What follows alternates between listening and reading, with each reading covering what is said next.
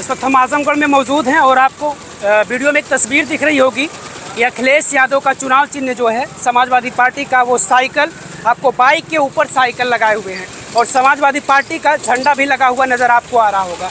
ये देखने में तो लग रहे हैं कि इन्हें समाजवादी पार्टी के प्रति बड़ी दीवानगी है। ये दीवानगी आपको भी जाहिर हो रही होगी जिस तरीके से ये बाइक लिए हैं और बाइक के ऊपर साइकिल लगा रखे हैं और साइकिल के ऊपर जो समाजवादी पार्टी का चुनाव चिन्ह है साइकिल, उसका झंडा भी आपको नज़र आ रहा होगा।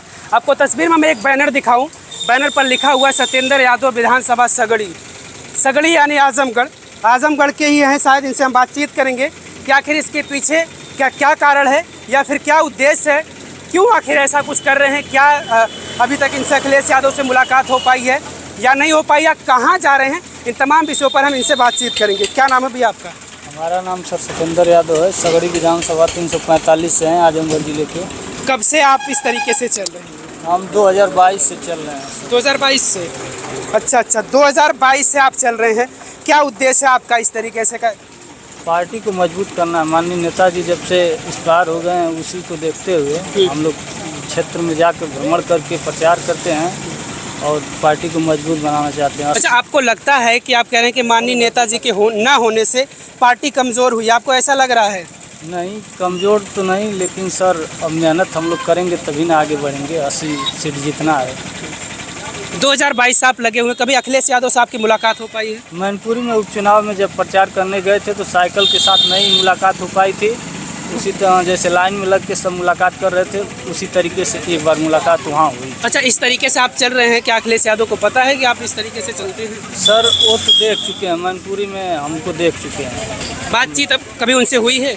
वही एक बार तब से हुई है। फिर बड़हलगंज में आए थे माननीय डॉक्टर साहब के यहाँ, तो हाथ मिलाए, हाथ हिलाए कि आप लगे रहो और चलते रहो। अच्छा, मतलब कभी बातचीत नहीं हुई इस चीज़ को लेकर कि सब पार्टी को नहीं मिल पाया। अच्छा, अब कहाँ जा रहे हैं अभी आप?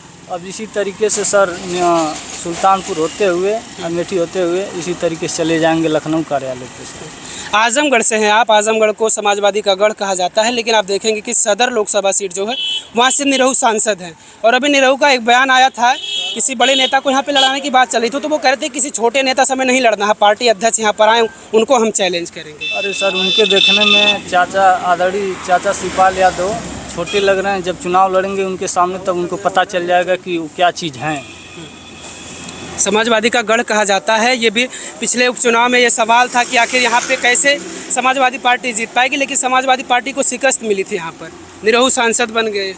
वो सर सब प्रशासन का खेल है, चुनाव तो वही जीते। कैसे प्रशासन का खेल है? जहाँ समाजवादी का गढ़ हो वहाँ कैसे प्रशासन का खेल हो जाएगा? जब काउंटिंग हो रही थी तो वहाँ हम लोग गए थे मेन मौके पे, तो माननीय धर्मेंद्र भैया को अंदर नहीं जाने दिया जा रहा था स्ट्रांग रूम में। हम देखे हैं अपने आँख के सामने।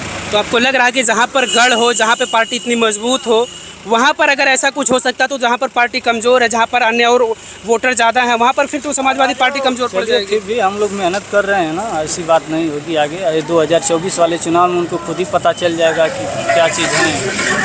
शिवपाल चाचा, 2024 में आपको क्या लग रहा है कि क्या कुछ बदलाव होगा? 80 सीटें हम लोग जीतेंगे।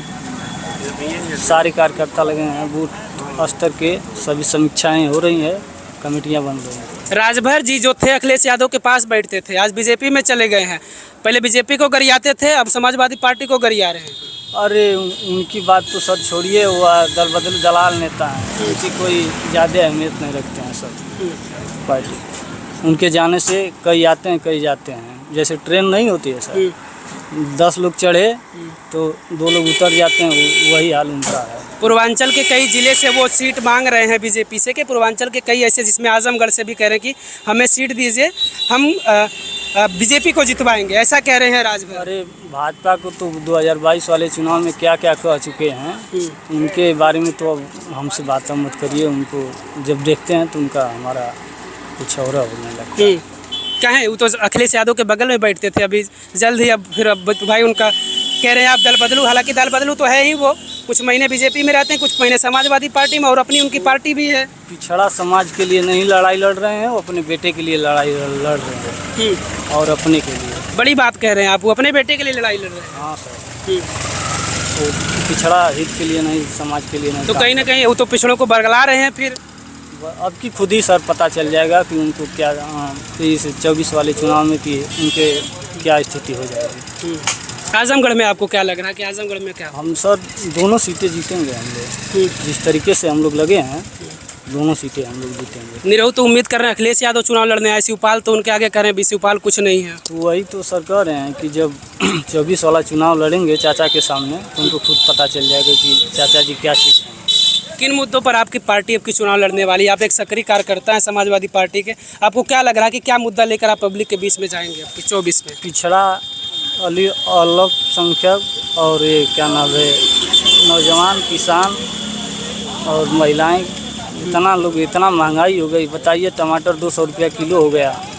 और इसी चीज़ को लेकर हम लोग प्रचार। आपको लगता है अखिलेश यादव सस्ता कर देंगे? अखिलेश यादव महंगाई कम करेंगे क्योंकि लोगों के ये उम्मीद होती है कि भाई सरकार बदलेंगे तो शायद महंगाई कम हो जाएगी। तो भाजपा की नींद खुलेगी ना सर, तब भाजपा की नींद खुल जाएगी। जब विधानसभा चुनाव में भी अखिलेश यादव कह रहे थे कि काम बोलता है, लेकिन काम तो नहीं बोल पाया। योगी जी फिर से बन गए। जनता है सर, नकार दी, फिर भी अब आगे समझ में आएगा तो मतलब 24 में प्रधानमंत्री बदलने का इरादा है? हाँ सर, बदल जाए। किसको बनाना चाहते हैं?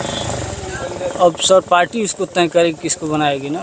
आपकी क्या इच्छा है, कौन बने तो आप चाहते हैं कि कौन बन जाए प्रधानमंत्री? हमारे हिसाब से तो सर राष्ट्रीय अध्यक्ष जी बन जाए तो बेहतर रहेगा। अखिलेश यादव? अखिलेश यादव को प्रधानमंत्री चाहते हैं? हाँ सर।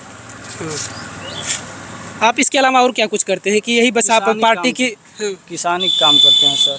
अच्छा, और जब खाली समय मिलता है तो प्रचार भी करते हैं, और जहाँ चुनाव भी रहता है वहाँ जाकर प्रचार भी करते हैं। इसके लिए आपको फंडिंग वगैरह कुछ मिलती है? आप इस तरीके से चलते हैं, कहाँ से आपको खर्चा उर्चा मिलता है? आप किसान आदमी हैं, बेरोजगार हैं कहें तो आपको ये सब खर्चा उर्चा कहाँ से मिलता है? आप लखनऊ तक जा रहे हैं, आ जा रहे हैं, खाने पीने का खर्च सब? ये अपना हम खर्च करके चलते हैं और कुछ लोग सहयोग भी कर देते हैं, ऐसी बात नहीं है। पढ़ाई कितने अच्छा, की है आप? पढ़ाई तो सर हम इंटर तक पढ़े हैं। अच्छा, इंटर तक की तो है। अखिलेश यादव क्या उम्मीद है अखिलेश यादव से? कुछ उम्मीद है आगे चुनाव ना लड़ना है क्या इस तरीके से? सर, हमको चुनाव क्योंकि अपनी नहीं- पहचान आप बना रहे हैं पब्लिक के बीच चुनाव में। नहीं, हमको सर लड़ना है, हमको पार्टी को मजबूत करना है। पार्टी को मजबूत करना है। चलिए, ये थे सत्येंद्र यादव जी, इस तरीके से कह रहे हैं कि हमें समाजवादी पार्टी को मजबूत करना है। बातचीत में तमाम सारे इन्होंने अपने जवाब दिए, जिस तरीके से महंगाई की इन्होंने बात की और तमाम सारे मुद्दों पर कह रहे हैं 2024 में हमें चुनाव लड़ना है और प्रधानमंत्री अखिलेश यादव को बनाना है। महंगाई की बात कर रहे हैं और तमाम सारी महिलाओं की सुरक्षा को लेकर बात कर रहे हैं।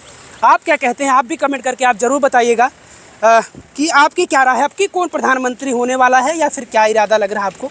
कमेंट करके अपनी राय ज़रूर रखिएगा। बहुत बहुत धन्यवाद।